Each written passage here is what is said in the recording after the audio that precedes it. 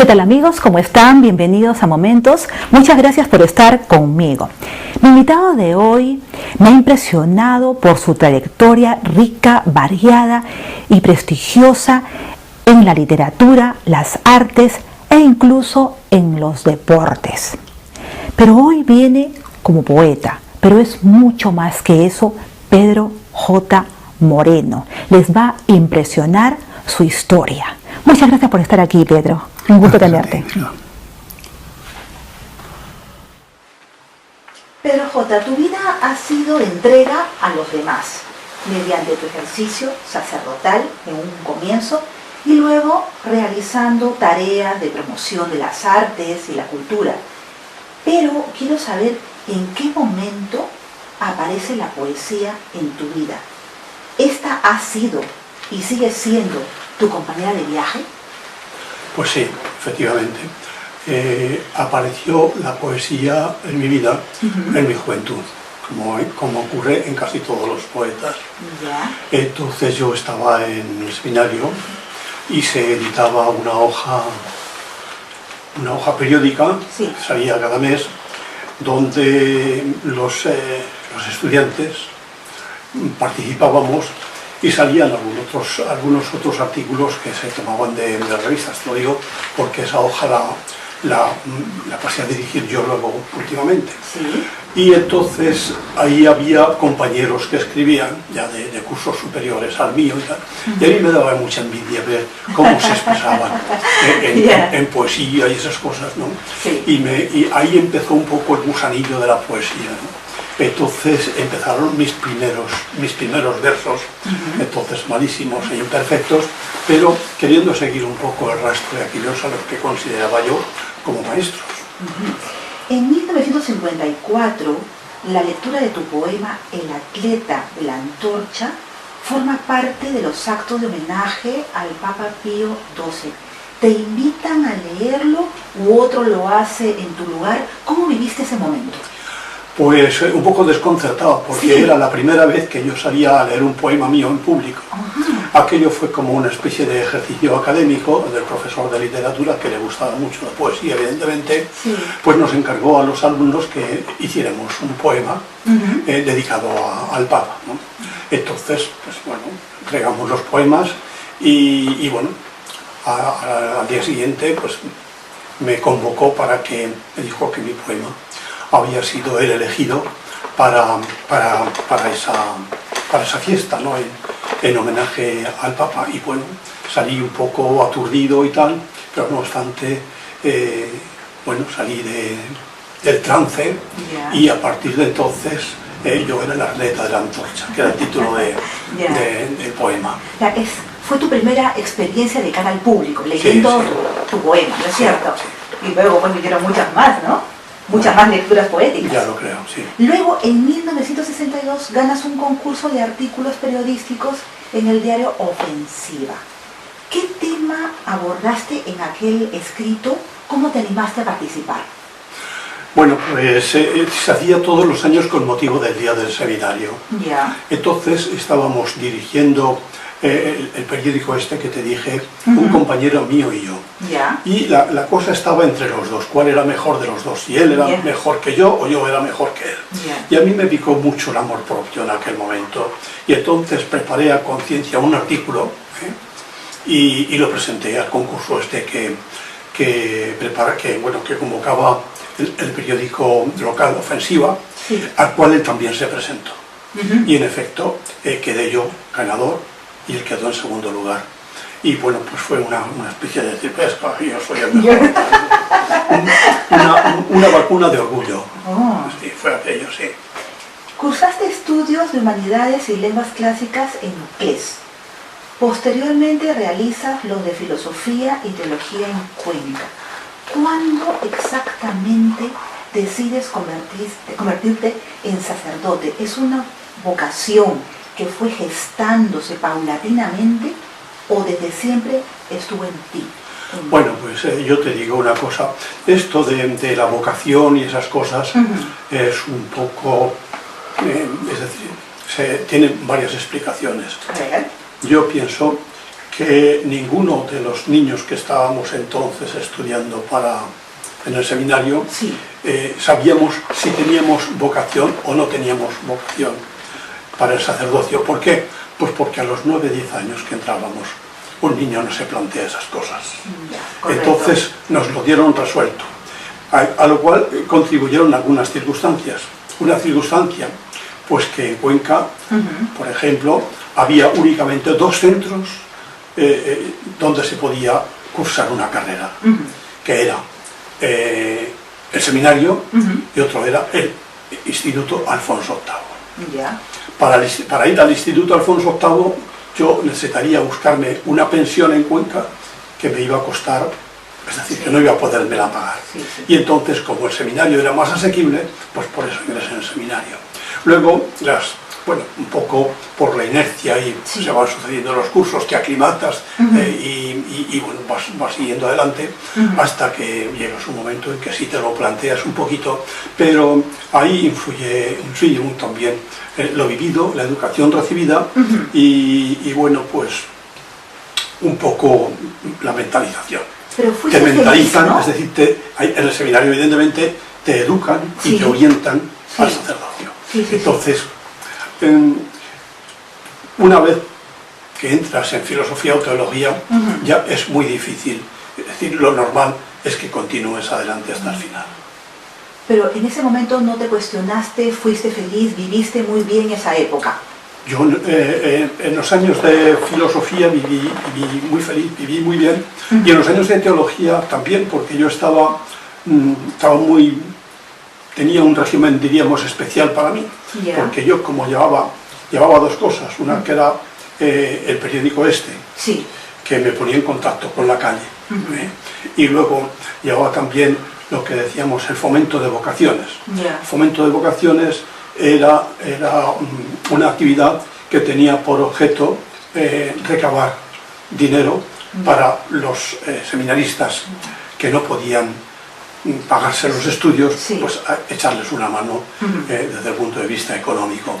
Entonces esa actividad la llevaba también yo en contacto con muchos pueblos y parroquias que se suscribían mediante una especie de estampitas con una oración mensual y las cosas que se hacían, ¿no? Yo era quien controlaba y organizaba todo esto. Entonces yo tenía una oficina, el único seminarista que tenía una oficina, cuya llave la tenía yo, y ni el rector, ni ninguno de los superiores, ni nadie me controlaba, de manera que yo entraba allí cuando quería y salía cuando me apetecía. Únicamente el rector del seminario sí que en algún momento me llamó la atención y me dijo: Pedro, estás dedicando mucho tiempo a la oficina y estás dedicando poco tiempo a los estudios. Y entonces yo le contesté: de acuerdo, pero también le dedico recreos a los estudios, a la oficina, porque si una actividad de cara a la calle se quiere llevar, hay que entregarse a ella y hay que llevarla, hay que poner empeño, con toda la dignidad posible. Entonces eso lleva tiempo. En pleno ejercicio de tu labor pastoral, te nombran coadjutor de la iglesia Nuestra Señora de Lourdes y trasladas tu residencia a Valencia. Aquí no solo ejerces la docencia en varios centros educativos, sino que te ocupas de la educación de los niños y la juventud del barrio de la Amistad. ¿Cómo es que asumes esta tarea? ¿Fue algo que nació de ti o te lo pidieron, PJ? Pues las dos cosas. El campo que a mí me va mejor es el campo de la juventud, en este sentido del trabajo educativo, diríamos, ¿no? La juventud y sobre todo la infancia. Sí. Porque ocurre una cosa, y es que hay una razón que a mí me movió mucho y me orientó por este campo de la infancia, y es que hay una frase que escuché, que los niños son los oprimidos de los oprimidos. Porque está bien eso del cariño materno y la amabilidad, y por supuesto que esto no va en contra ni de madres ni de padres, va pues porque suele ser así. Es decir, si un padre llega a casa enfadado y discute con la madre, el niño no habla pero padece emocionalmente aquello. No hay dinero suficiente y el niño padece aquella carencia de manera un poco más dura, pienso yo. Y bueno, una serie de cosas así. Entonces, yo lo que intenté es que los niños sean felices y sean considerados como personas sujetos de derechos. No solamente tienen que obedecer, sino que tienen una dignidad porque son personas. El niño no es persona cuando se casa, ¿no? Es persona desde el momento en que nace. Entonces es sujeto de derechos y esos derechos hay que respetarlos. Y donde primero habría que respetarlos sería en el hogar y luego en los colegios. Hicimos desde el movimiento Junior que planteé, hicimos un estudio en algunos colegios del barrio y ahí había mucho que corregir. Ahí había mucho que corregir. Y luego con la juventud, me rodeé de juventud justamente para poder llevar a cabo esta actividad. Y para con ellos mismos, porque una persona no está formada aunque tenga 20 años. Es decir, yo pienso que la formación dura lo que dura la vida. Y pasa como en un río. Los guijarros continuamente en el contacto de unos con otros se van suavizando, van puliéndose hasta ser de ese tacto tan suave que a veces nos gusta acariciar. Entonces las personas pasa igual. Unos con otros nos vamos, es decir, hay que tratar de limar nuestro carácter de manera de quitar una agresividad innecesaria y poniendo también un empeño pues y sabiendo que somos responsables no solamente cada uno de nuestra vida, sino también de la vida de los demás. Esas iniciativas tuyas tuvieron mucho éxito. Cuando tú dejaste la zona, ¿se continuó? ¿Todavía está vigente todos esos proyectos, eso que tú dejaste? Bueno, pues cuando yo dejé aquí esto, se siguió algún tiempo. Pero no mucho, no demasiado. Ocurrió distinto a lo que me ocurrió luego en Benicalá. Que en Benicalá sí que estuve también trabajando en este mismo sentido y estuve trabajando también en la promoción de la mujer. Porque allí, que es una zona de inmigración, pues había bastante analfabetismo y entonces muchas veces las reuniones parroquiales las empleaba yo para que la gente, para ayudar, enseñar a leer a la gente.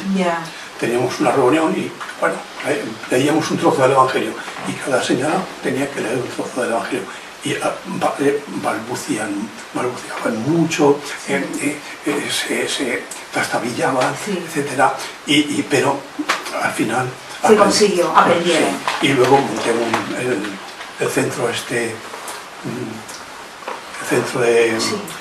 de formación para la gente joven, pero y para la gente no, para las mujeres sobre todo. Justamente sobre eso, porque en la década de los 80 brillaste mucho con tu labor pastoral, ¿no? Como promotor de la cultura, te designan delegado diocesano de la catequesis de la infancia en 1981 y años después, en el 85, eres nombrado párroco de Nuestra Señora de Tejeda en el barrio justamente de Vilacá, donde fundas la agrupación musical Nuestra Señora de Tejeda, del cual eres presidente honorario, y el Centro Cultural del mismo nombre para la promoción de la mujer. Llegaste con todas las ganas de hacer obra, Pedro J, ¿no? Revolucionaste la parroquia y el barrio, cuéntame. No, era una necesidad, porque yo entiendo que la labor del sacerdote, más que dentro del templo, está fuera. ¿Por qué? Pues que rezar un Padre Nuestro y una Ave María es muy fácil.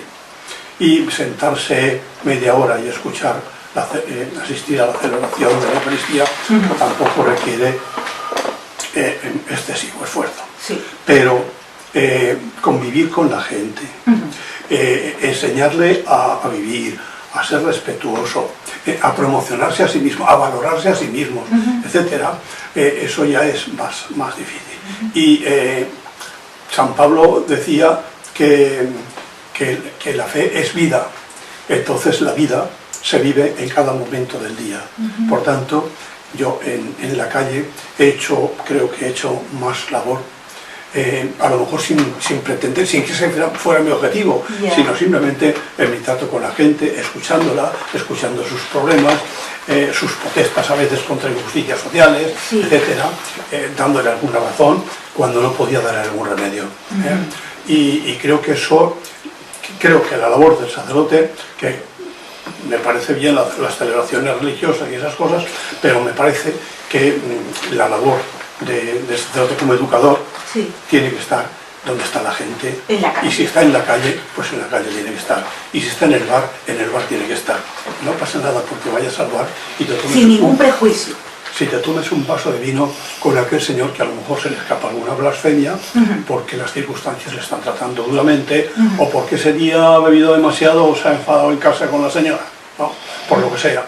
Pero yo creo que es maravilloso que tú escuches a ese hombre que está así disgustado e indignado y le ayudes un poco a recuperar la calma y la serenidad, y cuando vuelva a casa, vuelva ya con otro talante. Me parece que es tan importante como el sermón de los domingos. Qué maravilloso, Pedro J. Pedro J., tu vida da un vuelco en 1992. Decides dejar el ministerio sacerdotal. En apariencia, todo marchaba bien. Cuidabas tu parroquia, tus fieles, y a la par trabajabas por la cultura. ¿Qué te hizo cambiar de opinión? ¿Qué pasó? Pues me hicieron cambiar de opinión algunas circunstancias. En primer lugar, el templo donde yo estaba reunía unas condiciones inhumanas. Tanto es así que yo los tres últimos años, el 89, 90, 88, 89 y 90 me parece que fueron, yo el invierno me lo tenía que pasar, me lo pasaba en la cama, porque había cogido un reuma de la humedad y del frío que allí había, que bueno, me encorvaba, y no podía ni andar, y nada, me pasaba 2 o 3 meses en casa hasta recuperarme. Sin servicio a la parroquia ni nada, o sea que simplemente tratando de recuperarme, así 3 años. Al año siguiente cerré la parroquia, le envié una carta al señor arzobispo y le dije que cerraba la parroquia porque la parroquia no reunía condiciones para ser habitada, para las actividades que estábamos llevando. Entonces yo le dije, yo por ser sacerdote me he dedicado, he escogido esto, ¿no? Y es mi obligación y mi responsabilidad. Pero lo que yo no quiero es que todas las personas que colaboren conmigo corran ningún riesgo de salud. Entonces he decidido cerrar la parroquia. ¿Pero habías reclamado antes? ¿Habías presentado? Sí. ¿Y no te hicieron caso? No tiene dinero. No me hicieron ningún caso. Y bueno, entre otras, esas y otras cosas que ocurrieron, pues eso, al final pues me despedí. Me imagino que sufriste mucho, ¿no? Con mucha pena por tu parroquia, por todo. Dejé no solamente la parroquia, sino bueno, toda la actividad oficialmente pastoral. Yo he seguido desempeñando mi papel como educador y como promotor cultural en otros ámbitos y en otras circunstancias o en otros círculos, pero perdí el ciclo este. ¿Te decepcionaste mucho por eso? ¿Tambaleó tu fe en ese sentido, Pedro J? No se tambaleó mi fe, porque no es cuestión de fe, es cuestión de que la Iglesia, yo entiendo que necesita mucha renovación, porque dice un refrán, un principio filosófico, que o renovarse o morir. Nosotros continuamente estamos sufriendo entre comillas, una transformación celular, porque nuestro cuerpo se va cambiando, se va renovando, porque sí, hay células que mueren y entonces necesitan ser repuestas por otras células que tienen que ir naciendo. Entonces en la Iglesia pasa lo mismo. Se tiene mucho miedo a renovarse, se tiene mucho miedo.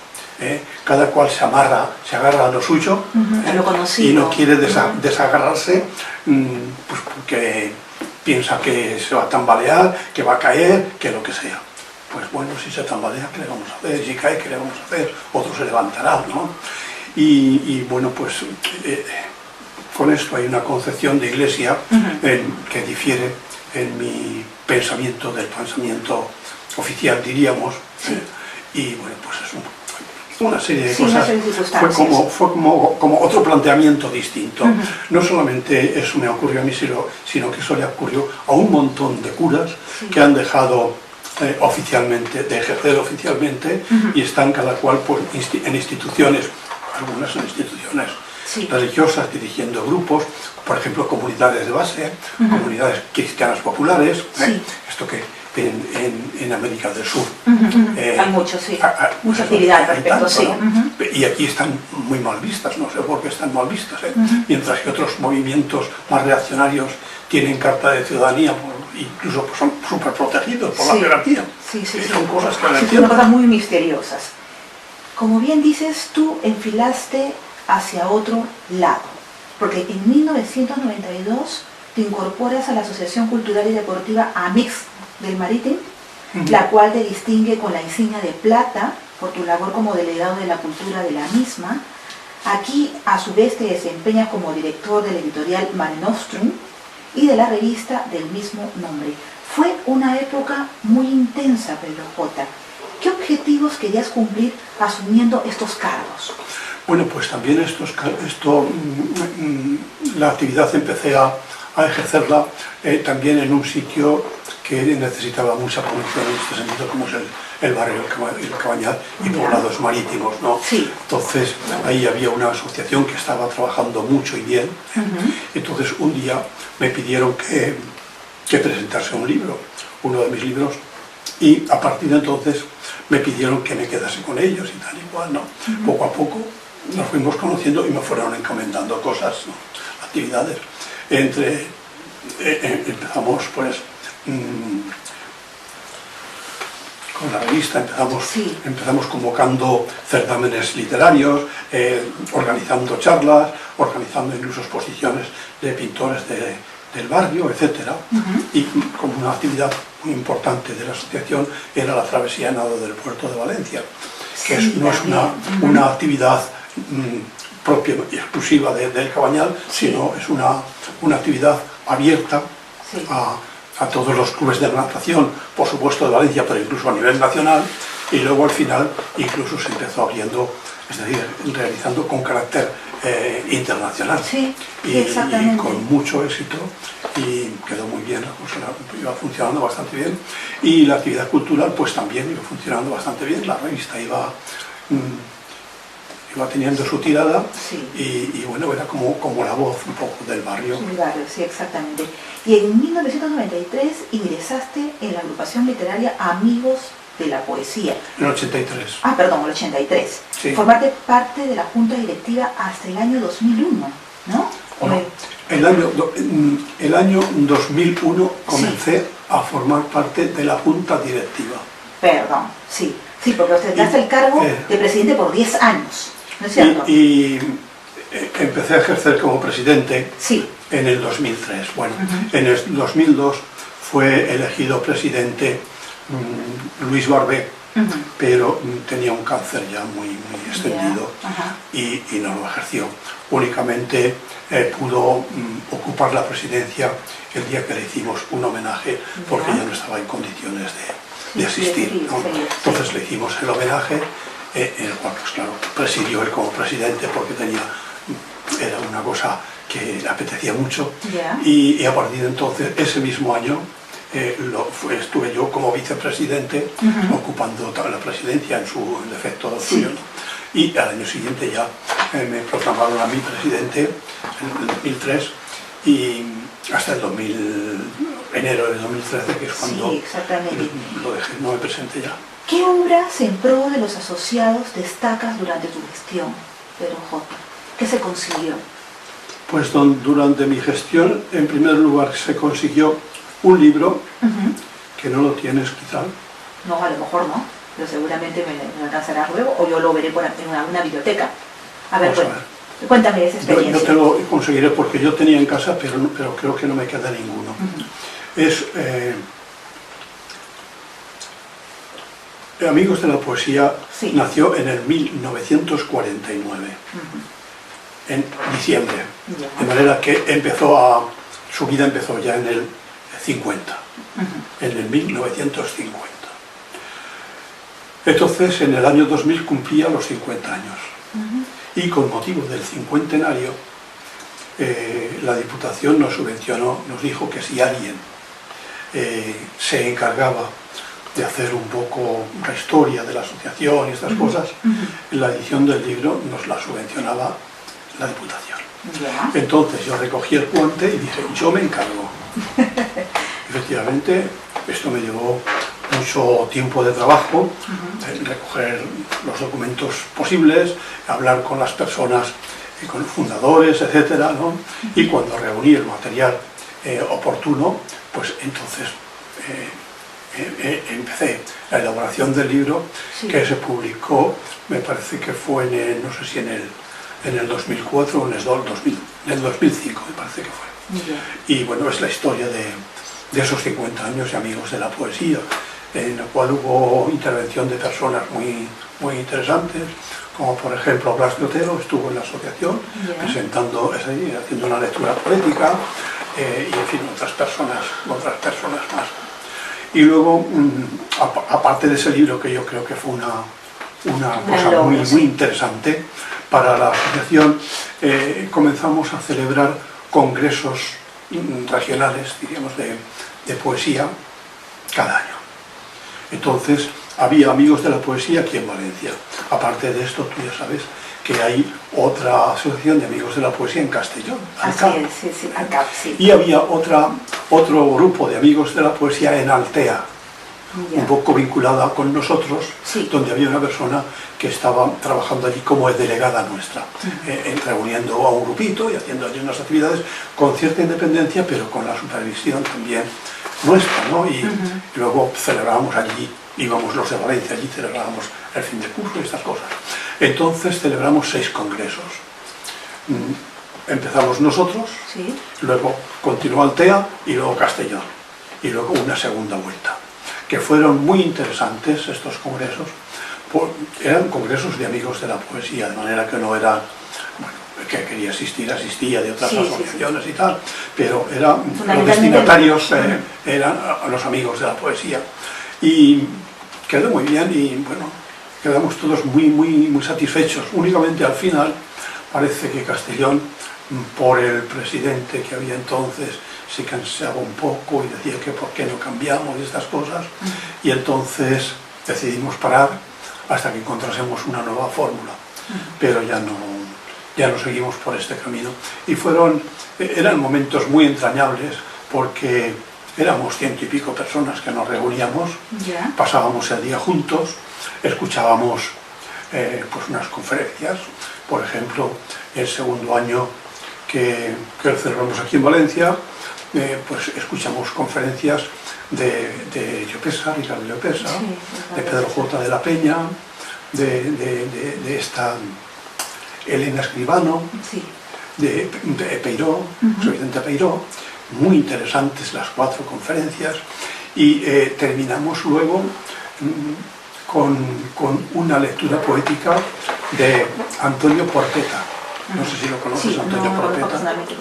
Es un poeta de UNP, de Alicante, de Elda, pero que está viviendo en Madrid, y no solamente tiene una poesía fabulosa, sino que además, cuando lee la poesía, la lee de una manera tan personal y tan especial que no te cansas, aunque estuvieras un día entero escuchándole leer poesía. Y fueron días muy entrañables que yo recuerdo mucho. Luego, aparte de esto, hicimos 3 antologías. Una cuando celebramos el 55 aniversario, solamente con la gente de Amigos de la Poesía de Valencia. Cuando celebramos el 60 aniversario, hicimos otra antología, Segundo Peldaño, titulábamos, donde participaban Amigos de la Poesía de los 3 sitios, de Castellón y de Altea también. Y luego, últimamente, cuando hicimos el año 65, hicimos otra antología que la publicó la institución Alfonso Magnani, que en esto Belveser se portó de maravilla con nosotros, donde participaban no solamente poetas valencianos, sino poetas también a nivel nacional. Es una antología preciosa. De esto sí creo que me queda alguna, intentaré pasártela para que disfrutes con buenos poetas y buena poesía. Has ganado premios literarios en numerosas oportunidades. Entre ellos destaco el Vicente Gauss de Poesía, Vicente Mojica del Ateneo Cultural de Alicante, ALCAP de Poesía de la Agrupación Castellonense Amigos de la Poesía, entre otros. ¿Cuál es la importancia que le otorgas a los premios y reconocimientos? ¿Son necesarios para medir la valía del trabajo literario? Bueno, eso de la valía no es tan importante como el estímulo que supone, porque hay muchos que trabajan, es decir, no solamente plantean un libro, sino que lo trabajan y afinan mucho porque lo que quieren es ganar el premio. Entonces eso les somete a un trabajo que de otra manera seguramente no lo harían. Y en este sentido pienso que han estimulado mucho la poesía y se les debe mucho la poesía, le debe mucho la poesía española y universal a estos premios que hay, por esta labor de estímulo que han realizado. Luego, pues a lo mejor aquel que se resulta premiado es el mejor o no es el mejor, porque hay premios a los que se presenta muchísima gente y vete tú entre 300 a ver cuál es el número uno. Es muy arriesgado, y tienen que premiar a alguien. Evidentemente hay un jurado que desempeña su labor y trabaja también en lo suyo, pero fundamentalmente la labor de los premios es el estímulo. La verdadera labor de los premios es el estímulo y como resultado, pues una poesía mejor, claro. Si no he contado mal, Pedro J. ha sido finalista de los premios de la crítica valenciana en 6 oportunidades, pero aún no lo has conseguido. Ya toca, ¿no?, que te premien.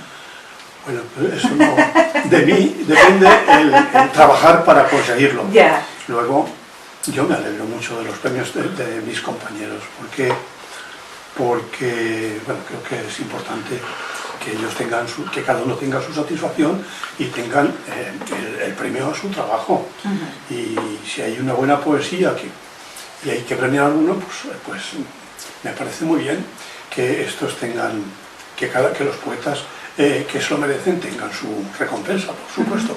Recompensa que no es económica en este sentido, pero sí que es una recompensa de prestigio y de reconocimiento de los compañeros, ¿no? Reconocimiento por parte de los compañeros, y también pues una satisfacción personal, y un estímulo personal.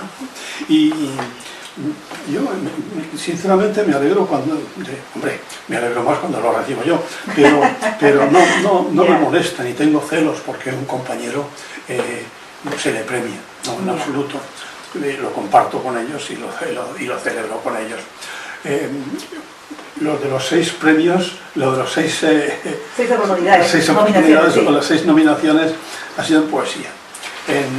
En narrativa tuve otra nominación con el libro este que antes hemos comentado. Entonces son 7. De Amigos de la Poesía. Y digo, ya toca. Sí. El 2003 fuiste nombrado académico del número de la muy ilustre Academia Mundial de Ciencias, Tecnología y Humanidades, que en el 2004 te honra con la placa al mérito académico. Pedro, estás en todas. Es una entidad que funcionaba muy bien y teníamos nuestro ciclo de conferencias, teníamos unas jornadas cada año y teníamos unas reuniones, como es lógico. Y bueno, yo me alegré mucho de entrar aquí porque tuve la oportunidad de conocer gente muy interesante y también de aportar un poquito a las actividades, pues no sé, alguna conferencia que di yo también. La música te apasiona, por eso no es raro que seas miembro de la Asociación de Profesores Músicos Santa Cecilia y socio fundador de la muy ilustre Academia de la Música Valenciana. ¿Qué te ha permitido saber o descubrir en ti de la música? Bueno, aparte de que la música como es lógico, a que tiene sensibilidad para la poesía, tiene sensibilidad para la música y tiene sensibilidad para cualquier arte. Porque la sensibilidad no queda determinada ni restringida solamente a una rama del arte. Pero en esto de la música, el mérito casi es de mi mujer. Sí. Mi mujer es profesora de música en una escuela que dirigía ella misma. Y antes era la escuela Maribel Martín, Academia Maribel Martín, que estaba detrás del Clínico, y ahora, una vez que se ha jubilado ella ya, la lleva una hija ahí en la calle García Donato, cerca de la Plaza del Zúcar. Muy cerca de aquí. Vive cerca de casa y es un barrio muy joven, muy activo. Sobre todo por las noches. Y afortunadamente está funcionando muy bien, porque la escuela se puso en funcionamiento el 8 de enero, porque hubo que remodelar una planta baja, reestructurar todo aquello, adecuarlo, insonorizarlo, pues una serie de cosas, ¿no? Y bueno, cuando lleva pues 4 meses, diríamos, o 5 de funcionamiento, pues tiene más de 40 alumnos, o sea que más no se puede pedir. Por supuesto. De tu amplia producción literaria quiero destacar 2 títulos. Dios es Madre, publicado cuando aún ejercías el sacerdocio, y Chumillas, un tributo a la tierra que te vio nacer. Veo, Pedro J., relación entre ambas, no sé tú, pues ambas se refieren a la madre, entendida como tierra o deidad. ¿Qué puedes contar sobre estas obras? Ese pensamiento lo he incorporado bastante, lo he asumido bastante, lo de la tierra madre, ese concepto, ese doble concepto. Y en el primer libro de Mi Dios es Madre, que lo escribí antes, porque fue en el 89, me parece que fue cuando lo escribí. Mi idea era recoger una expresión, no recuerdo si fue de Juan 23, donde decía que Dios no es solamente Padre, Dios es también Madre. Y eso por una parte. Y luego por otra parte, si lees y recuerdas textos del Antiguo, del Nuevo Testamento, relacionados con este concepto, te encuentras con que en el Antiguo Testamento, cuando se habla para explicarnos el amor de Dios, se recurre al amor de la madre. Y dice, ¿podrá una madre olvidarse del hijo de sus entrañas? Pues aunque ella pudiera olvidarse, que no puede, yo nunca te olvido a ti. Eso es una expresión que se pone le atribuyen a Dios. Y no solamente en este caso, sino en algún caso más, hay alguna expresión parecida. Entonces, naturalmente, en Dios no es eso. No se puede decir que es masculino. Como tampoco se puede decir que es femenino. Claro, Dios es amor. Simplemente eso. ¿Y quién personifica más el amor? La madre. La madre. Por eso, al titular el libro este, Mi Dios es Madre, es un entender a Dios como madre. Es decir, empieza y el libro se desarrolla bajo ese concepto. Dios para mí es madre. Más que padre, madre, porque el padre siempre es más autoritario, más adusto, más duro, y la madre es más ternura, más comprensión, más abnegación. ¿Y qué me dices de la madre tierra, de Chumillas? ¿Cómo entiendes, cómo entendemos esta obra? Esto es... hay 2 razones. En primer lugar, porque todos los pueblos tienen su historia. Y entonces el mío, aunque es un pueblo muy mermado por la inmigración, pues también tiene la suya. Y yo recuerdo aquellos tiempos míos de mi infancia, en que el pueblo tenía pues algo así como 10 veces más de población que tiene ahora, pues las fiestas, el folclore, la gente, la juventud que jugaba al corro, que cantaba por las calles, que todas esas cosas, que celebraban sus fiestecillas, sus bailes y esas cosas. Y ve ahora el pueblo este tan venido a menos, que dije, bueno, pues esto de alguna manera hay que contarlo para que alguien sepa que esto fue un pueblo vivo y alegre. Rescatar la historia. Entonces rescatar la historia. Eso por una parte, y luego por otra parte, no solamente rescatarlo como un orgullo, es decir, hemos vivido, sino para que no se pierda un folclore o unas tradiciones o unas costumbres que existieron y que cada uno recordamos.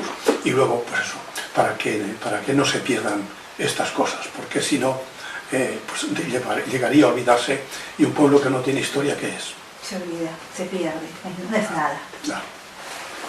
Tienes muchos libros por presentar, Pedro J., pero prefieres hablar de un poemario, La piel del deseo. También fue finalista de los premios de la crítica valenciana. Se trata de un libro cargado de cierto erotismo, aunque yo creo que no es más ni menos que un conjunto de poemas de amor. Porque, ¿qué es el amor sin erotismo? Has declarado. Dicen muchos que hay que escribir de lo que se ha experimentado, con conocimiento de causa. ¿Cuán sincera y realista es tu obra en este aspecto? Pues efectivamente, yo pienso que el amor lleva consigo el erotismo. Por lo tanto, a lo mejor en este caso, es decir, cuando hay amor, habría que quitar la palabra erotismo, claro, y decir que son expresiones del amor humano. Sí. Y eso no es malo. Es claro, decir, ¿no? que una pareja que se quieren, se acaricien, se besan.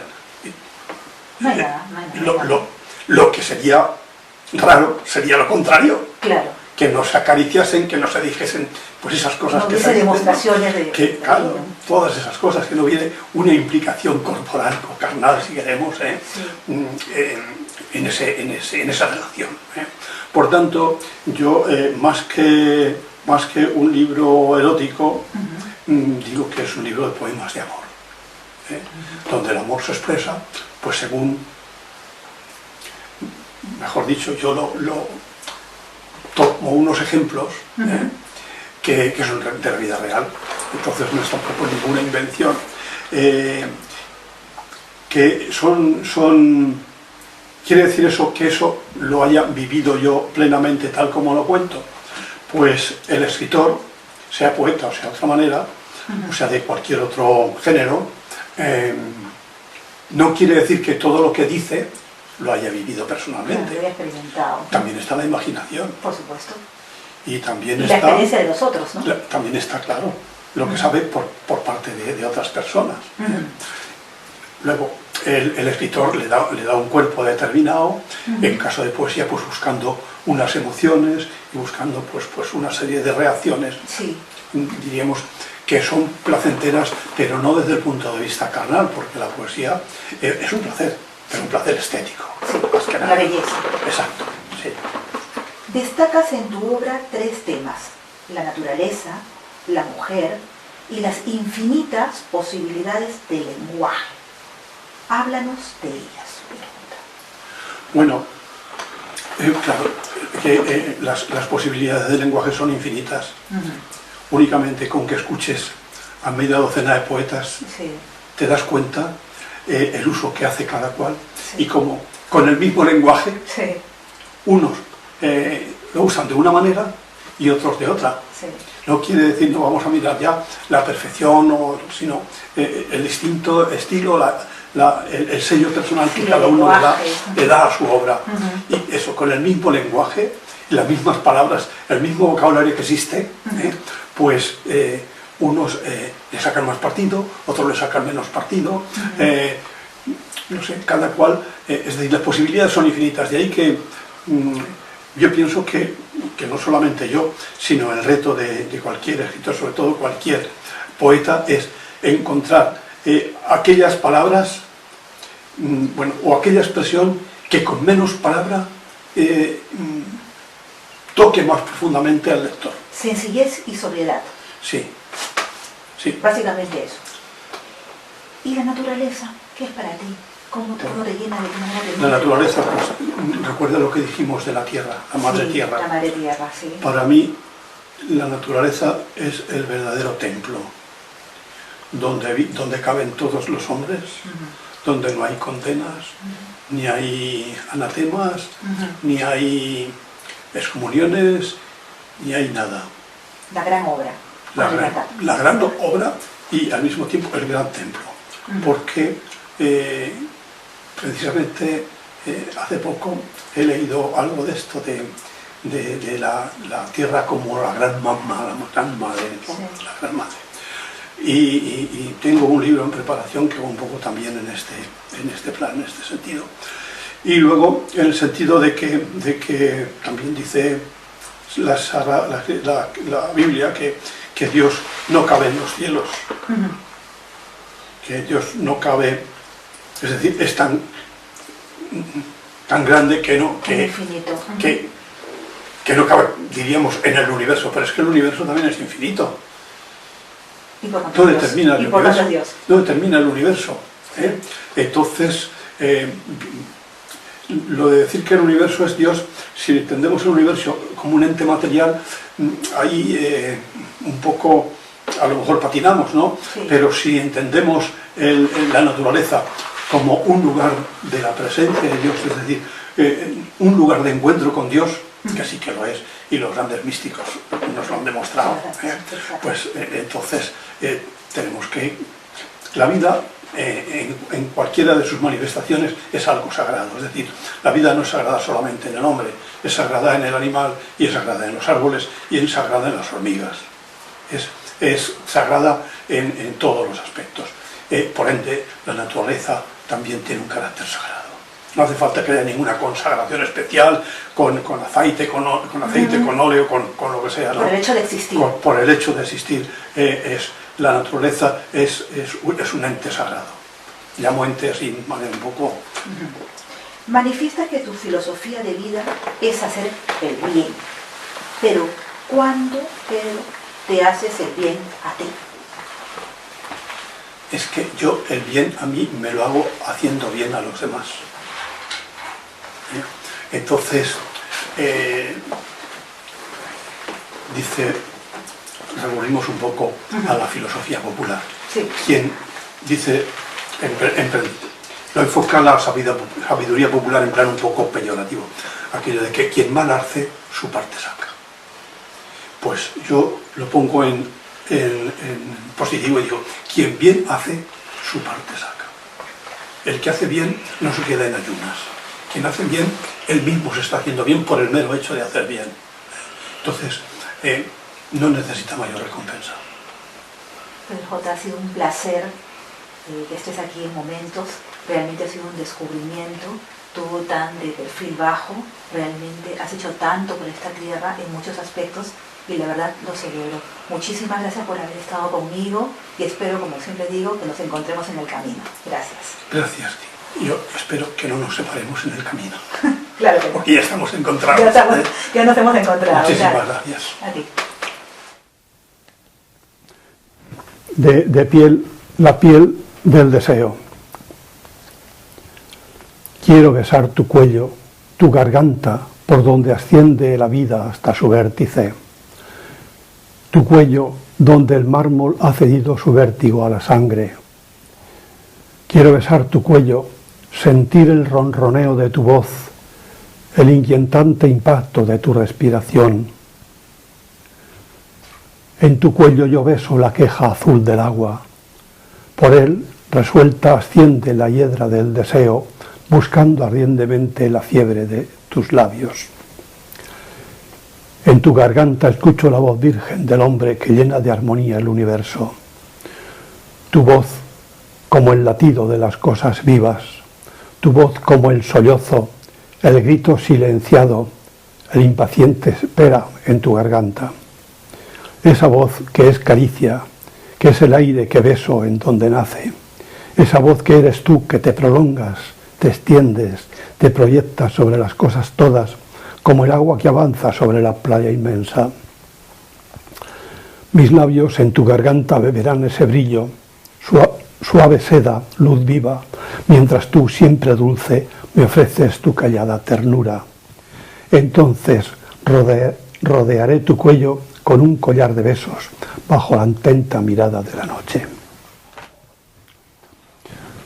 Sobre la húmeda hierba, me tomas y te das cuando me miras. Ya no importan el antes ni el después, solo estar quiero. Cuando me atas tú con tus coyundas, se me queda la sangre maniatada, dormida. Tu cuerpo me convoca con su música íntima. Vámonos a un jardín donde pueda besarte, porque ahora tus pechos son un cántico de ánforas que vacía en mi alma su ebriedad espumosa. Ahora es cuando los dos nos estamos viviendo desnudos, machembrados sobre la húmeda hierba. Un jazmín se deshoja y me envuelve en la red de su intacta hermosura. Las palomas zurean en el cercano alféizar. El mundo ahora se apaga. Existir solo es esto.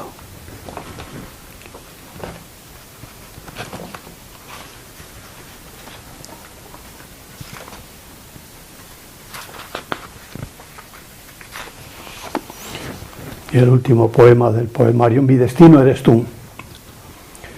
En tus ojos anida la luz pura, en tu pecho el rescoldo de una hoguera.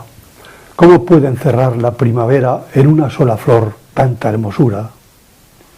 Hoy quisiera besar tu boca oscura, como una fruta dulce que me espera, que me enredara en ti la enredadera del amor y me atara a tu cintura. No me puedes pedir que no te quiera.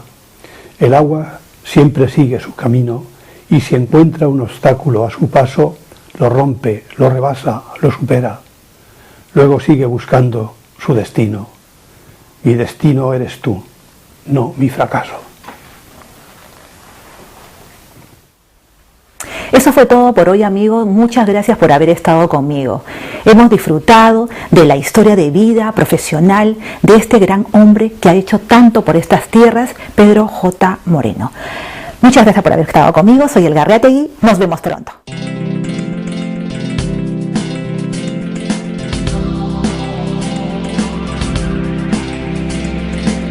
Si alguien te dice que existen verdades eternas, hombres infalibles, no le creas, no le creas, no le creas. O que tu vida es escrita sobre algunas cartas o allá en las estrellas, no le creas, no le creas, no le creas. Y si te dicen que no lo puedes lograr o que eternamente te van a amar, o que lo que haces no deberías pecar, no le creas. Que la belleza se puede comprar, que los buenos ganan sin pelear, que lo injusto no le